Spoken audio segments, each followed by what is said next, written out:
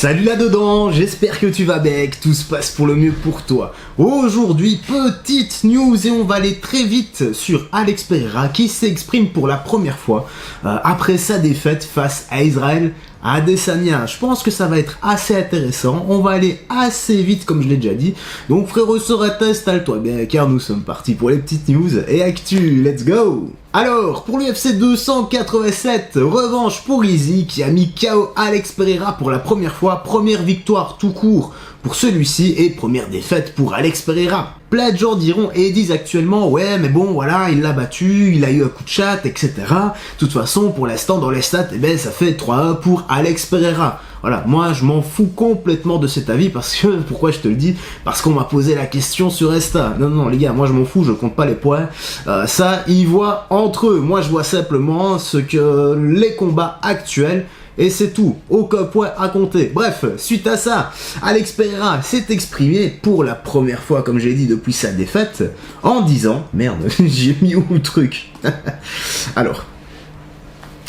J'étais trop confiant pour le combat, je montrais à quel point j'étais bien préparé, bien stratégiquement, tout allait bien dans ce premier et deuxième round.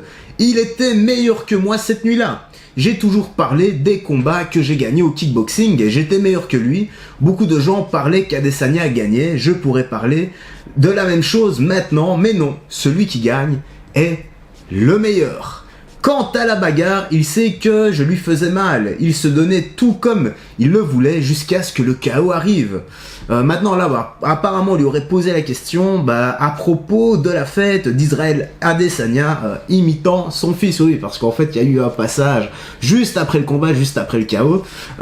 Izzy a complètement troll le fils de Alex Pereira, sachant que quelques années plus tôt, son fils avait fait la même chose. En gros, c'est juste après le premier KO en kickboxing, le fils d'Alex Pereira était monté sur le ring et avait simulé un KO il est tombé au sol, il était genre mort quoi. Je crois. Si je retrouve la vidéo, je te le mettrai comme ça tu comprendras mieux. Voilà, une image vaut mieux que 1000 discours, tu sais bien. Bref, la suite. Je ne ferai pas ça, je peux plaisanter avec lui, mais je le compare comme à un autre enfant. C'est arrivé il y a 7 ans. Il a supporté tout ça tout ce temps, j'ai vu la joie que j'avais après le combat. Combien j'attends cette victoire, c'était son rêve, et je l'ai... il a réussi. Mon garçon avait 5 ans à l'époque. Je me demande là la traduction, elle est un peu bizarre, mais bon, on a capté le plus gros. Je n'ai pas cet esprit aujourd'hui, mon garçon a 12 ans. Avant le combat, beaucoup m'ont influencé, lui demandaient s'il allait faire ça, refaire ça, etc. Quand j'ai gagné la ceinture à l'UFC, mon fils voulait rentrer et refaire la même chose. Je lui ai dit non, non ferme apparemment, de rester immobile, je suis très conscient de tout. Ah ça c'est super. Et enfin... tout le monde sait combien je suis dévoué, je n'abandonne jamais, je promets de revenir plus fort que jamais.